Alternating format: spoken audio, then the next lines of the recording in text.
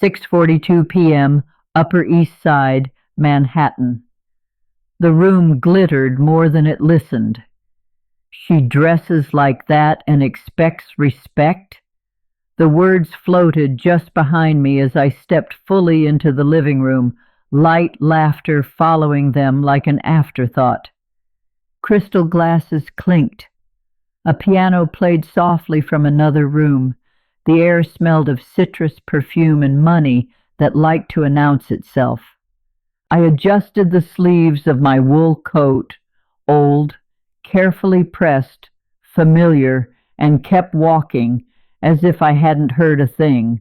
I always hear, I thought. I just don't always answer. The gathering was polished in every sense. Marble underfoot, tall windows framing the city like it belonged to them. Conversations paused for half a beat as eyes flicked toward me, then away. Someone smiled too brightly. Someone else didn't bother. I recognized that look calculation dressed as curiosity. Michael Grant stood near the bar, glass in hand, his grin easy, practiced. He glanced at my shoes, then at my coat, then back to his drink, amused. I took a seat near the window, letting the low hum of conversation settle again. Laughter rose too loud, too quick. It wasn't cruel exactly. It was dismissive. They've already decided who I am, I realized, or who they needed me to be. As a server passed, I caught a fragment of a whispered exchange behind me, low, careless. Does she even know about the trust? The word landed heavier than any insult. My fingers curled slowly against my lap, the fabric of my coat warm beneath them. I didn't turn around. I didn't ask questions. I simply listened as the room carried on, unaware that something quiet had shifted, because if they were whispering about the trust, it meant one thing. Someone believed I was unaware. 6:55 p.m., Upper East Side, Manhattan. The city glowed, but I felt oddly invisible. From my seat by the window, Manhattan stretched outward in clean lines and warm light, taxis sliding through intersections like beads on a string. Inside, the room buzzed with practiced ease. People spoke about investments, renovations, summer plans, each sentence polished, each laugh timed. I sat quietly, hands folded, feeling the familiar calm that comes from knowing yourself better than anyone else in the room ever will. I had chosen my clothes carefully that evening, not to impress, to remain myself. The coat had been mine for years, altered once, mended twice. It carried memory, not trend. Let them think what they want, I told myself. Appearances are invitations to underestimate. Michael moved easily among the guests, greeting people by first name, touching shoulders lightly as he spoke. He had always been good at that, making connection look effortless, authority look friendly. When his eyes met mine briefly, he nodded with a smile that didn't reach very far. It wasn't unkind, it was confident, certain, as if the room and everyone in it already belonged to him. I felt no anger. That surprised me. What I felt instead was a quiet distance, as though I were watching a familiar scene from the back of a theater. This isn't new, I thought. I had been underestimated before by bankers, by relatives, by people who assumed simplicity meant lack. A woman nearby leaned into another, lowering her voice, but not enough. She's modest, she said, politely puzzled. I looked back out the window, the glass cool against my knuckles. Modest was fine. Invisible was temporary, and whatever they believed about me tonight was built on one very fragile assumption, that I didn't know exactly where I stood. 7:06 p.m., Upper East Side, Manhattan. Memory has a way of arriving uninvited. Watching the city lights flicker below, I found myself drifting backward 25, maybe 30 years, to a time when life was narrower but heavier. I married young, not for comfort, but for partnership. We built everything deliberately, a small apartment first, then a house farther uptown when we could finally afford space and quiet. Nothing arrived easily. Every step forward came with paperwork, patience, and restraint. I worked consistently, quietly. I learned early how to live below notice. While others spent, I planned. While trends came and went, I stayed steady. My husband used to say I had a gift for seeing past the surface of things. I just don't rush, I would tell him. Rushing invites mistakes. When he passed, responsibility didn't collapse me. It clarified me. I became careful in ways people don't applaud. Accounts were organized, documents duplicated, conversations recorded not in ink, but in memory. I listened more than I spoke, because listening reveals intention. Over time, that habit became my shield. People mistook my calm for softness, my modesty for limitation. I never corrected them. There is freedom in letting others believe what suits them. I learned that wealth, real wealth, is not loud. It doesn't glitter unless invited to. It waits. As the years passed, my life became predictable to outsiders. Same routines, same clothes, same unremarkable presence. But beneath that simplicity lived structure, foresight, and care layered carefully over decades. Back in that Manhattan room, I breathed slowly and returned to the present. The past hadn't weakened me. It had prepared me, and everything they were whispering about tonight was rooted in choices I had made long before they ever learned my name.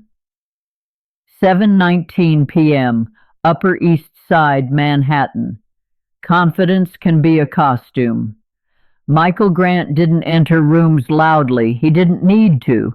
He carried himself with the ease of someone accustomed to agreement-tailored suit, measured smile, a voice that suggested solutions before questions had fully formed. When he was introduced to me years ago, he shook my hand firmly and said, "I'll help keep things simple." People relaxed when he said things like that. Simplicity is reassuring when you don't want to look too closely. That night, he drifted toward my corner of the room, glass in hand. "Carol," he said warmly, as if we shared an understanding, "I'm glad you could make it." His eyes moved briefly over my coat again, quick, dismissive, gone. The gesture was small, but it stayed with me. He measures first, I thought, then he decides.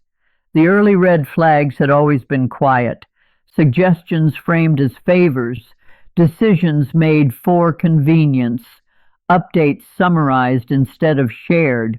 When I asked questions, he smiled and said, "It's all handled, not unkindly, efficiently." People nodded along. I noticed how often he positioned himself near paperwork, near conversations that mattered, near the center of rooms without ever standing in the middle. That evening I watched him laugh with a group near the bar, their heads tilted toward him, their attention easy to command. He had that talent. He also had a habit, one I'd learned to recognize, of assuming silence meant agreement. As he turned away, I caught another fragment of conversation, his voice lowered now. She doesn't involve herself, he said lightly. Never has. I folded my hands and sat still. The mistake wasn't that he underestimated me. It was that he had grown comfortable doing so. 7:34 p.m., Upper East Side, Manhattan. The first betrayal sounded like courtesy. It began with an offer delivered gently, almost kindly. Michael approached my seat with a thin folder tucked beneath his arm, the corners aligned with care. "Just something routine," he said, lowering his voice as if sparing me trouble. "We're consolidating a few things. Saves time." Around us, conversation swelled and ebbed, a safe cover for decisions made quietly. I asked what things meant. He smiled. "Administrative details," he replied. "Nothing that affects you day to day." The words were smooth, practiced. I noticed he didn't open the folder. He didn't need to. The suggestion itself was the action. This is how it starts, I thought, with convenience. He spoke of signatures, of streamlining, of keeping matters clean. I listened without interrupting, nodding once. Years ago, I would have asked for copies on the spot. Tonight, I didn't. I watched instead his eyes when I paused, the way his hand tightened on the folder, the impatience hidden beneath politeness. Nearby, laughter broke out again. Someone glanced toward us, then away. Michael leaned closer. "It's really better if we handle this now," he said. "No reason to complicate the evening." Complicate. The word carried weight. It always does when it's meant to end questions. I declined to sign anything then, saying I preferred to review later. His smile thinned, just slightly. "Of course," he said, "whenever you're ready." He stepped back into the room, confidence intact, but something else lingered behind it. As he walked away, I realized the shift wasn't about paperwork at all. It was about access, about who was invited to decide and who was expected to consent quietly. That was the first line crossed, softly, politely, on purpose. 7:52 p.m., Upper East Side, Manhattan. Silence became a strategy. The second betrayal didn't arrive with documents or polite explanations. It arrived as absence. After that evening, conversation shifted without me. Messages were answered later, shorter. When I asked simple questions, I received summaries instead of details, conclusions without context. Michael called it efficiency. I recognized it as distance, carefully measured. At a brunch weeks later, I mentioned a change I'd noticed in one of the accounts. Michael waved a hand lightly, as if brushing away dust. "Already addressed," he said. "You don't need to worry about that." His tone was calm, reassuring, final. The others at the table nodded, relieved to let him carry the weight. I felt the familiar pull to keep the peace and resisted it. I asked for documentation, not urgently, not loudly, just asked. Michael smiled again, the same smile he used when he wanted to end a topic without appearing to. "It's complicated," he said. "I'll walk you through it when there's time." There was always no time. Weeks passed. Meetings happened last minute. Decisions were described after they were made. I learned details the way one learns gossip through fragments, half-heard phrases, conversations that stopped when I entered the room. Each time I questioned myself, did I miss something? Did I agree? Doubt is a quiet tool. It works best when you're alone with it. One afternoon, Michael said it plainly, as if concerned for my well-being. "You've earned rest," he told me. "Let us handle the heavy lifting." Rest, another word that sounds generous until it removes you. That was when I understood the pattern. Access limited, information filtered, authority assumed. If I remained uninformed, it wasn't oversight, it was design. And designs like that don't favor transparency. 8:11 p.m., Midtown Manhattan. Clarity doesn't shout. It settles. The third betrayal arrived in a single sentence, delivered with the same calm he used for compliments. We were seated at a long conference table, glass walls reflecting the city back at us. I pointed to a discrepancy small, precise, and asked why my approval no longer appeared where it once had. Michael didn't look at the page. He leaned back, folded his hands, and smiled. "You don't need to worry about that," he said. "It's beyond your scope now." The room went still, not awkward, decided. I felt heat rise behind my eyes, then pass. "Beyond my scope," I repeated silently. The phrase wasn't about complexity, it was about removal, about deciding without asking who belonged inside the circle and who was meant to sit quietly outside it. I asked him to explain anyway. He sighed, patient, as if indulging me. "It's handled," he replied. "Trust me." Someone cleared their throat. No one met my eyes. In that moment, I understood I had been edited out line by line while being thanked for my cooperation. I gathered my notes slowly. My hands were steady. Inside, something shifted from doubt to alignment. Every delayed reply, every summary, every gentle deflection clicked into place. This wasn't efficiency. It was control dressed as care. As we stood to leave, Michael added lightly, "You've always preferred to keep things simple." I paused, then nodded once. Simple, I thought, is knowing exactly when to stop asking and start preparing. That was the breaking point. Not anger, not tears, just certainty. 8:34 p.m., Manhattan. Determination doesn't announce itself. I left the building without speaking to anyone, the elevator ride quiet except for the soft hum beneath my feet.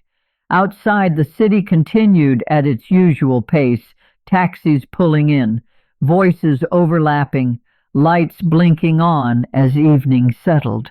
Nothing had changed on the surface. Everything had changed beneath it. At home, I placed my coat carefully on its hook and sat at the small desk by the window. I didn't rush.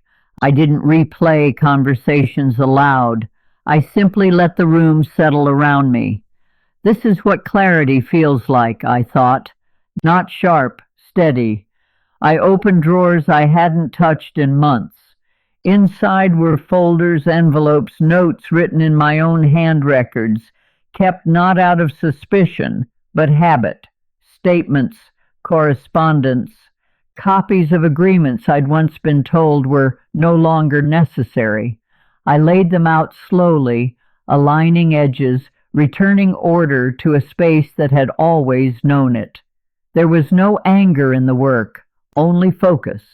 I made a list on a yellow pad, dates, names, questions that had gone unanswered. Each line felt grounding. This was not retaliation. It was responsibility, reclaiming its place. Outside, a siren passed and faded. Inside, I stacked the papers neatly and slid them back into their folders. For years, I had allowed others to assume my silence meant disengagement. I understood now how useful that assumption could be for me. As I turned off the light and prepared for bed, one thought remained, calm and certain. They believed the story was finished. It wasn't. 9:02 a.m., Lower Manhattan. Preparation begins where ego ends. The office I entered that morning was modest, no marble floors, no dramatic views of the city. The furniture was worn but clean, the kind chosen for function, not impression. I preferred it that way. I sat across from a man who listened without interrupting, who let silence do its work before asking the right questions. "I don't need spectacle," I said. "I need accuracy." He nodded once. "Then we'll take our time." I placed my folders on the desk, carefully labeled chronological, complete. As he opened them, page by page, his posture shifted, not to surprise, to recognition. He asked for clarification on dates, on signatures, on custodial language. I answered plainly. There was no emotion required. The facts were enough. "These structures," he said finally, tapping a document, "weren't accidental." He looked up at me. They were designed to stay quiet. I felt no satisfaction, only confirmation. We discussed boundaries, safeguards, contingencies, what could be reviewed, what could not be altered without consent. The conversation stayed technical, respectful. He explained next steps without promising outcomes. That mattered. When I stood to leave, he added, "They may not realize what they're standing on." "I know," I replied. "That's why I waited." Outside, the street smelled of rain and hot pavement.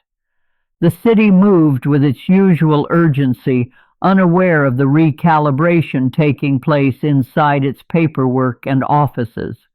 I walked to the corner, envelope tucked close, my pace unhurried. Preparation is quiet by design, and quiet, when finished, is undeniable. 10:27 a.m., Midtown Manhattan. The calm before recognition. The days that followed were deceptively ordinary. Michael continued as if nothing had shifted. Calls made on his schedule, updates delivered in polished summaries, confidence intact.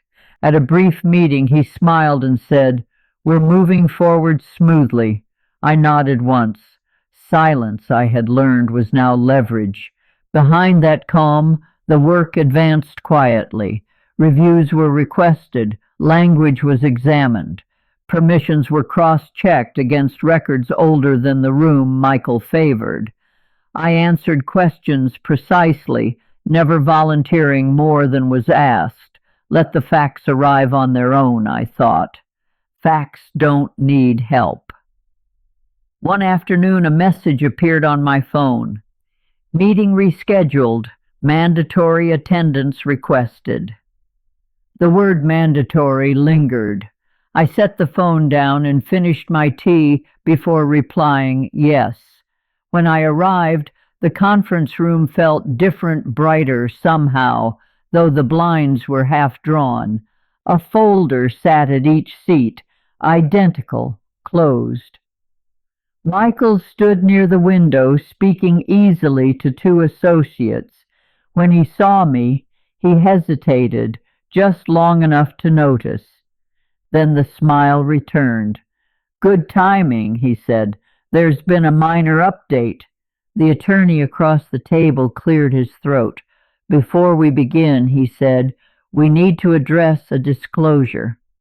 He opened his folder, eyes scanning the first page. The room quieted. Michael's smile thinned. "What disclosure?" The attorney didn't answer immediately. He turned a page. "Regarding custodial authority and the trust." Michael's glass paused halfway to his lips. I folded my hands and waited. 10:41 a.m., Midtown Manhattan. "Truth prefers paper." The attorney's voice was even, unhurried. "The trust predates the recent consolidations," he said, sliding a document to the center of the table. It includes provisions that restrict modification without the grantor's written consent. He looked up, which, according to these records, was never given. The room shifted, not dramatically but decisively. Pages turned, pens paused. Michael set his glass down. Careful, too careful. "That can't be right," he said lightly. "We've been managing within scope." "Within your understanding of scope," the attorney replied. "The custodial language is explicit." He tapped a line. "Primary authority remains with Ms. Jean." I felt no surge of triumph, only a quiet alignment, like a picture settling into its frame. This is why I kept everything, I thought. Not for leverage, for accuracy. The attorney continued. "Additionally, the trust includes a disclosure schedule, assets, accounts, and contingencies maintained independently." He opened another folder. The sound of paper felt louder than it should have. "This schedule has been updated consistently for decades." Michael leaned forward. "You're saying—" "I'm saying," the attorney said gently, "that the trust fund is intact, governed, and documented beyond recent administrative changes." He glanced at me. "And that any actions taken without consent require review." Silence followed, not confusion, recognition. Someone near the window exhaled. Another associate adjusted their chair. Michael looked at me then, really looked. The confidence hadn't vanished. It had recalculated. "Why wasn't this shared?" he asked. I met his eyes calmly. "Because it wasn't required." The attorney closed the folder. "We'll proceed accordingly." The reveal didn't sparkle. It settled. And settlement, I had learned, is where power rests. 11:05 a.m., Midtown Manhattan, when rooms listened differently. The meeting resumed with a different temperature. Voices lowered. Chairs shifted closer to the table. What had once felt performative now felt procedural. The attorney addressed the room, not Michael. "Given the findings," he said, "we'll need to document prior actions and assess compliance." The word compliance carried weight. Michael stood. "This feels unnecessary," he said, smiling thinly. "We're aligned on intent." His confidence reached for familiarity, for the ease he'd always relied on. It didn't land. I rose slowly when asked to speak. The room quieted without instruction. "I didn't come here to accuse," I said. "I came to clarify." My voice was steady. "The trust exists to protect continuity, not convenience." An associate asked about authorization. Another requested timelines. Each question found its answer in paper already prepared. I didn't explain beyond what was required. I didn't justify. I didn't defend. The documents did that work for me. Michael's responses shortened. His gestures tightened. He looked to the attorney, then to the table, recalculating where the room had shifted. The laughter from earlier weeks felt distant, now irrelevant. The attorney concluded, "We'll pause discretionary actions effective immediately." He glanced around. "All parties are advised." I sat back down, hands folded. The confrontation had arrived without volume, without spectacle. It arrived as acknowledgment. As the meeting adjourned, Michael avoided my eyes, not out of shame, out of understanding. The room had chosen its footing, and it was no longer his. 2:18 p.m., Midtown Manhattan. Consequences travel quietly. The fallout did not arrive with raised voices or public spectacle. It came in adjustments. Emails marked revised. Meetings removed from calendars. Authority reassigned without announcement.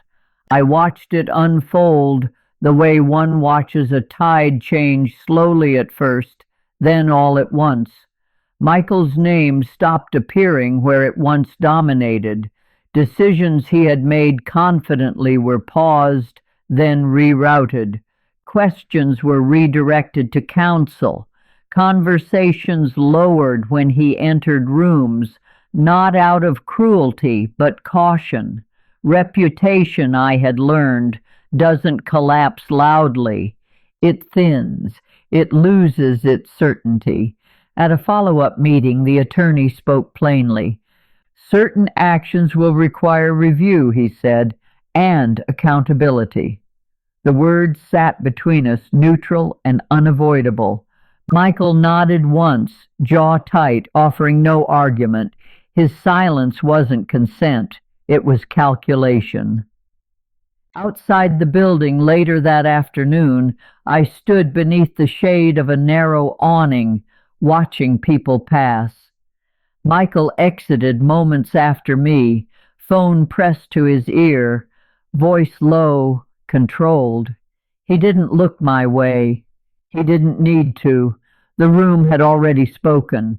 In the days that followed, invitations shifted. Trusts invite scrutiny when mishandled, and scrutiny spreads. People ask questions. They remember conversations. They reconsider assumptions. Michael's confidence, once unquestioned, now required explanation. I felt no satisfaction in it, only balance. What had been taken lightly was returned carefully. What had been dismissed was now documented. As I walked toward the corner, the city moved on, indifferent and exacting.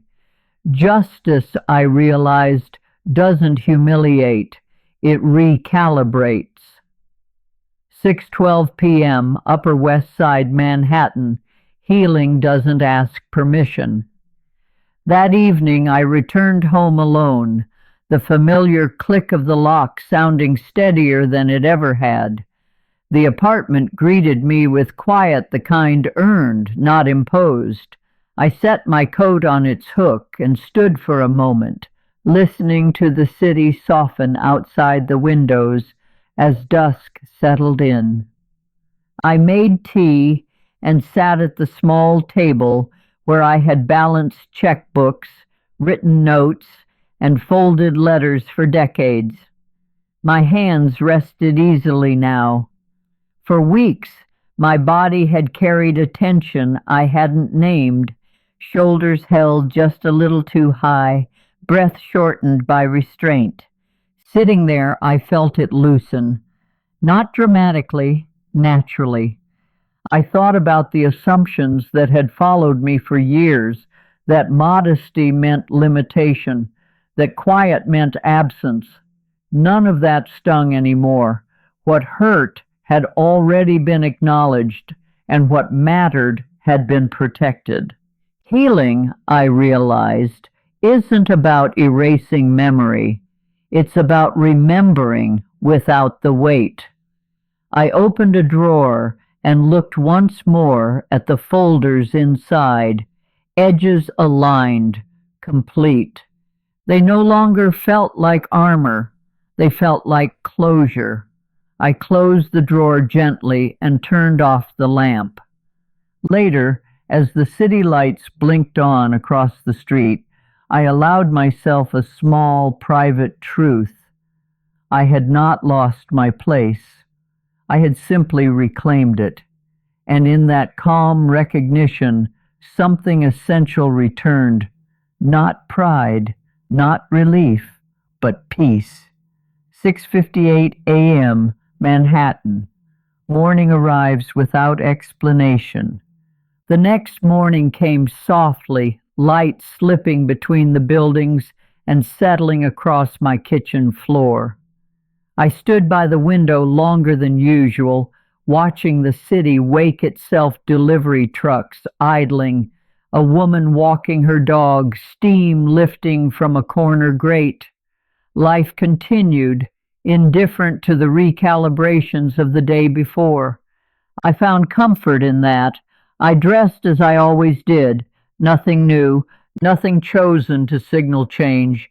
The same coat, the same shoes, the same unremarkable silhouette.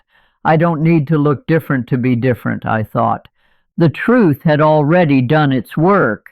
What stayed with me wasn't the meeting or the documents or the way the room had shifted. It was the understanding that dignity does not require performance, that patience is not passivity, and that preparation done quietly over years will always outlast assumption. They had mocked my clothes because it was easy, because surfaces are convenient shortcuts. They mistook simplicity for absence, modesty for lack. I never corrected them. I didn't need to. My life had been built to speak only when necessary. I poured coffee and sat at the table, hands steady, breath even. There was nothing left to prove, nothing left to reclaim. What mattered had been protected long before it was questioned. If there is anything to carry forward, it is this: never underestimate those who move quietly. Some of us are not silent because we are unsure. Some of us are silent because we are prepared. And when the time comes, preparation does not announce itself. It simply stands.